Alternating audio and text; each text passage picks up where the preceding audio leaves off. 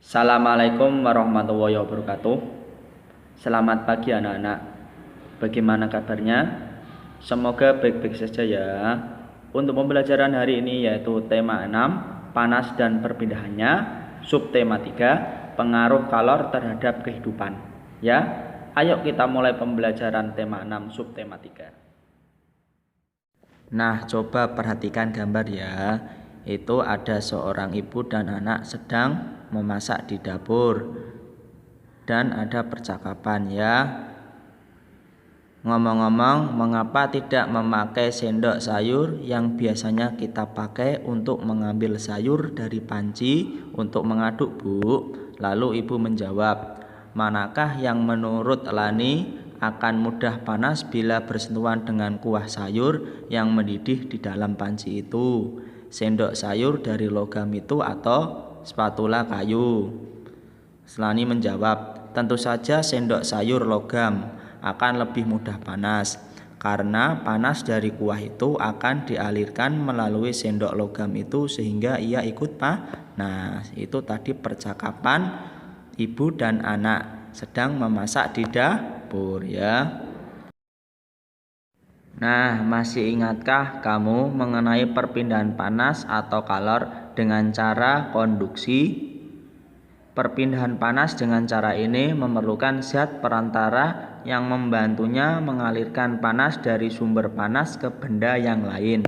Ingatlah bahwa panas mengalir dari tempat yang panas menuju tempat yang lebih dingin. Ada perantara panas yang dapat menghantarkan panas dengan baik, ada yang tidak ya. Nah, ini ada kemampuan benda untuk menghantarkan panas, itu ada konduktor, isolator, dan semikonduktor. Konduktor yaitu bahan yang dapat menghantarkan panas dengan baik. Itu contohnya panci ya, itu konduktor. Ya, itu bersifat apa? Seperti aluminium dan besi. Lalu ada isolator, bahan yang tidak dapat menghantarkan panas. Itu contohnya ada gelas, seperti karet, plastik, kain wol, dan ebonit. Itu contohnya. Lalu ada semikonduktor, bahan yang sedikit dapat menghantarkan panas. Itu contohnya yaitu perangkat-perangkat yang ada di dalam televisi atau komputer ya. Itu tadi kemampuan benda untuk menghantarkan panas, itu ada konduktor, isolator, dan semikonduktor ya. Nah, ini ada jenis perpindahan kalor, itu ada konduksi, konveksi, dan radiasi. Ini cara menghambat perpindahan kalor. Konduksi itu menggunakan benda-benda bersifat isolator seperti karet, kain wol, plastik, ebonit, dan lain-lain. Lalu cara mempercepat perpindahan panas menggunakan benda-benda bersifat konduktor seperti aluminium dan besi. Lalu konveksi ya, itu ada radiasi, itu sama, yaitu cara menghambat perpindahan kalor itu menjauhi atau memadamkan sumber panas. Dan cara mempercepat perpindahan panas memperbesar sumber panas seperti menambah jumlah kayu bakar agar api semakin besar ya. Nah, ini contoh benda-bendanya ya. Itu ada setrika ya, itu ada konduktor dan isolator ya. Lalu ada panci memasak ini ya. Itu ada gagangnya, isolator, terus konduktor ya. Itu contohnya. Nah, selanjutnya yaitu menyebutkan kata kunci dari teks eksplanasi pada media. Ini kata kuncinya ya. Kita dapat mengingat informasi yang penting dari suatu teks dengan mengetahui kata kuncinya. Kata kuncinya adalah kata-kata yang penting dan sering muncul di dalam suatu teks ya.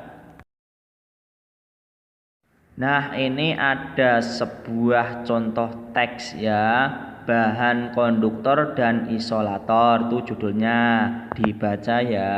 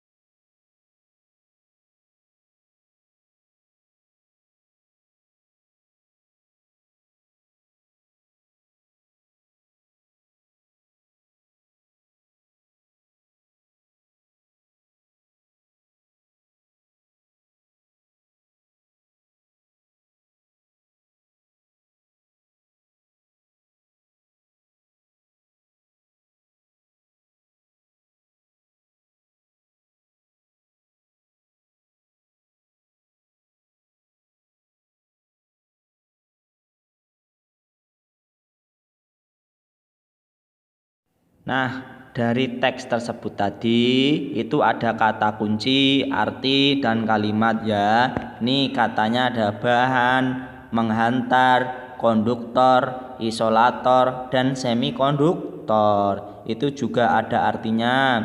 Bahan yang akan dibuat menjadi satu benda tertentu. Lalu ada membawa, meneruskan, menyalurkan. Artinya konduktor ya, benda atau bahan penghantar panas, arus listrik atau suara ya. Ada isolator, bahan atau alat mempunyai hambatan elektrik atau panas yang sangat tinggi sehingga dapat dipakai untuk penyekat listrik atau panas dari benda lain. Semikonduktor, bahan yang sedikit dapat menghantarkan panas. Nah, itu kalimatnya dibaca sendiri ya. Nah, materi selanjutnya yaitu gambar cerita. Gambar cerita adalah gambar yang digunakan untuk menjelaskan maksud suatu cerita. Gambar yang terdapat pada sampul depan buku berfungsi untuk menjelaskan keseluruhan isi buku yang dapat membuat pembaca tertarik untuk membaca buku tersebut. Itu contohnya buku cerita yaitu Timun Mas, buku pelajaran, dan itu apa? Novel atau cerpen. Itu contohnya ya. Nah, ini ada ciri gambar sampul depan buku. Cirinya gambar berisi tentang isi buku. Gambar dan warna yang disajikan harus menarik. Lalu judul buku ditulis huruf besar dari tulisan lainnya, nama penulis dan nama penerbit. Itu tadi ciri gambar sampul depan buku ya. Nah, ini ada contoh ya, buku pelajaran, gambar cerita dari buku pelajaran ya. Ceritakan kesan yang kamu tangkap dari gambar cerita. Ini kesannya yaitu menceritakan gambar seorang guru yang sedang berdiskusi dengan 6 siswanya tentang cita-cita mereka. Buku ini merupakan buku kegiatan belajar siswa. Nah, itu contoh gambar cerita ya.